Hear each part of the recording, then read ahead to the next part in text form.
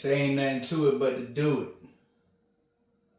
And I'm a big believer in everything happens for a reason. So, everything happens for a reason. So let's talk about it. Some of you may know that I was recently arrested. A couple times, actually. 3 times within the year. And the problem has always been one thing, it seems. I'm on the spectrum. In which sense, in which way?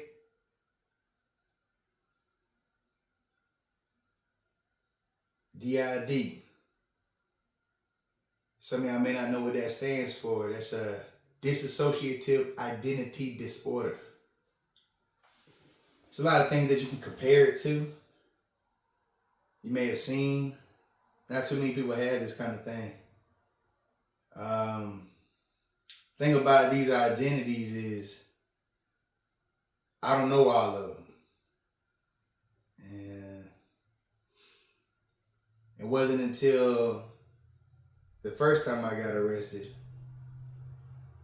back last year in June, that I seen myself on film as identities I didn't recognize. Identities I do recognize, C Dollar Wins, C Swins, C Swins, Craig, C Raji. You heard the names. You know who that is. Dollars. But there's some other names too. Some ones that don't even have names. Some that aren't even triggered by me. I know how to trigger mine. I thought. Put on the right beat and I'll let whatever identity speak. We can hold that rhythm. We can hold that flow. But the identities that don't got no voice, that don't have no hip hop in them, push them to the back. You guys don't benefit us. It's always been a we thing though. That's why I always had a partner. Every time I say we, I wasn't just talking about Double Dime or Jamel. I was talking about we. There's a reason why I got 2 hands that I see and you see. Another reason why I got 5 more fists, because I needed some representation. So when I raise my fist, I got 7 fists in the air. You see? That's representation. I can live with that. But digging in deeper, there's some identities that need some help. Let's be real. It's not a normal way to live, and it catches up. It's cool in my own self-contained world, in my studio, in my I control it. You can get raised out, Craig, on the track. You can get calm, Craig, on the track. It's all music, baby. We can all perform it here and come together here.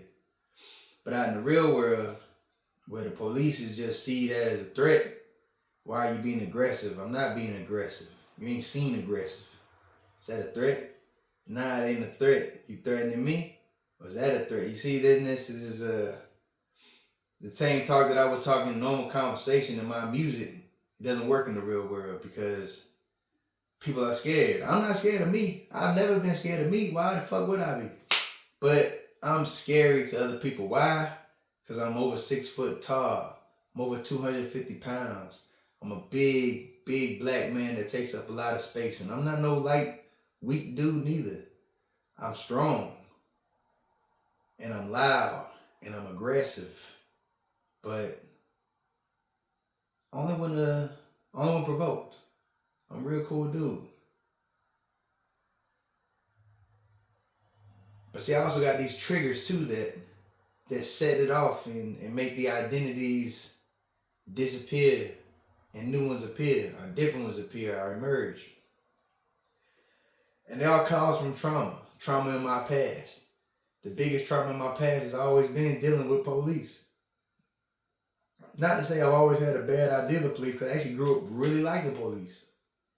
Wanted to be a firefighter. I remember being in a DARE program and being shown to get light by police.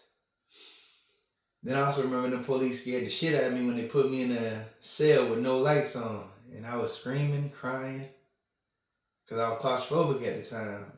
And kind of scared of the dark. But then when they turned the lights on, I was in a room full of merchandise. They let me choose some DARE equipment, and it scared the shit out of me then. But they made it right by giving me a bunch of stuff, you know. So I was like, okay, the police are scary, but they're kind of cool in their own way. You know, they kind of got their own sense of humor, and okay, you know. But that was young me. That was less than 10 me.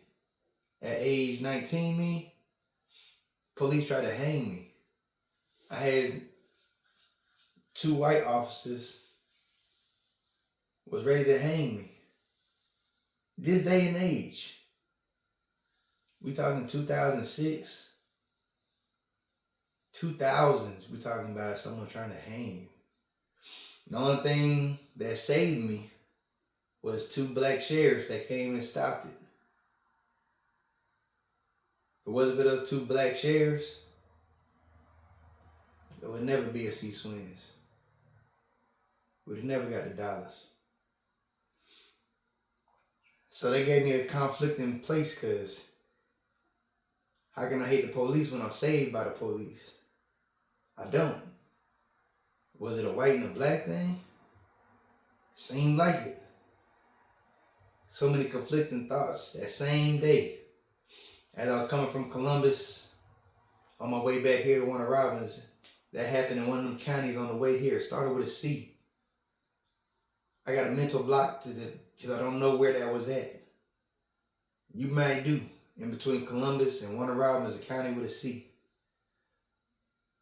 They told me to never bring my black ass back to their county, or they will finish this job. And I didn't hesitate to say yes, sir. Because I knew they meant business, and I never wanted to come back to this town anyway. Why would I want to come back to a place where I'm obviously not welcome? Mind you, no arrest was made because I didn't do anything wrong. They really just was talking to me because I was on the side of the road, pulled over. They didn't pull me over. I was just pulled over on my own volition. But they made all that happen. And that same day I came back to Warner Robins, and I went to the hospital. My parents saw something was wrong with me, said I was tripping in another sense. And I had an incident at the hospital the same day. Not even a night, not even a nap in between it. You know?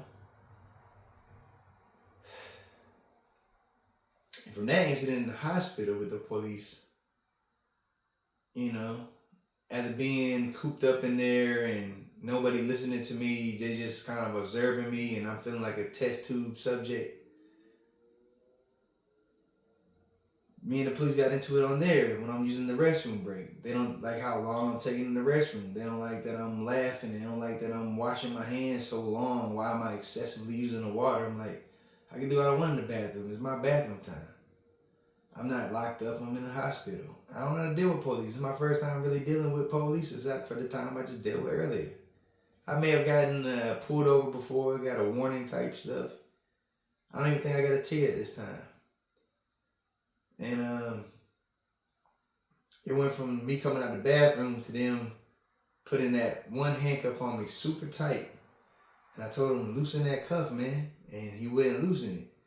And he said, give me the other hand. I said, not until you loosen this cuff. This cuff's on too tight.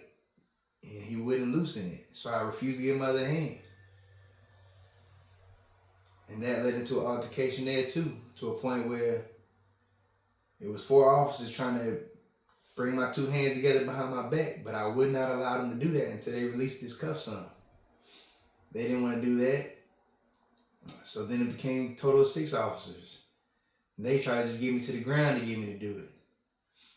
It took 10 officers.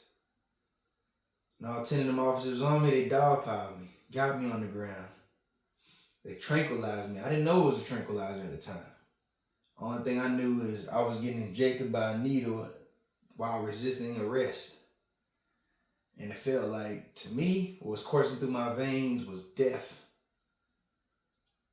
And I remember passing out right there, probably before the shot even took effect. And I remember waking up like George Floyd when he passed out and they said, "Mama." George Floyd, when I heard that, that was really re-triggered this. I had no recollection of this day until George Floyd died. And when I seen George Floyd die on TV after 8 minutes and 46 seconds, I had the police on his back. That made me remind me when the police was on my back. And I felt like I died. And the last thing I did was scream for my mama because she was right there. My dad was right there. This happened in front of my parents at the hospital. They brought me up here to see what was wrong with me. They was here with me. And they did all this in front of my parents. And they couldn't do nothing to stop it. It's trauma on top of trauma on top of trauma. When I got stuck with that needle, I felt like I died. I could feel my lights going out, fading out. No one told me it was a tranquilizer. They didn't tell me you'd be okay. They just put the cuffs on me and I passed out. And when I came back to, I awakened in a new place I'd never been to before, with no familiar faces. Doesn't even exist anymore, but in 2006 there was a place in Milledgeville, a mental institution, a hospital on the 3rd floor where they kept people like me, mental patients. No diagnosis to speak of. They don't know where their behavior is coming from. It's been there. It was just overlooked or overshadowed, should I say, by my brother's mental illness growing up. Only one at a time, apparently. My big brother took up more time than my grades was good, so it didn't matter. His grades was suffering, so he needs attention. My ability to hyperfocus came in handy when it came to school, where some people's ADHD makes so they can't focus, but it's really a spectrum. Either you just can't focus on something or you hyper-focus on something. So I learned how to use that spectrum to my advantage and hyper-focus where I needed to. But wasn't able to control everything. In the hospital, I was diagnosed with my first diagnosis, schizophrenia, acute psychosis.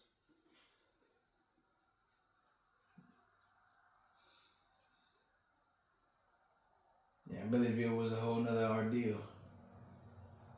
Because for me, like I told you, I thought I died. So when I woke up, I felt like I was in hell. And you couldn't convince me otherwise.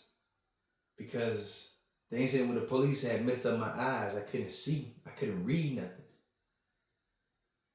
So I had a Bible in my room that I couldn't read. I had a pencil to write with, but I couldn't read my own writing.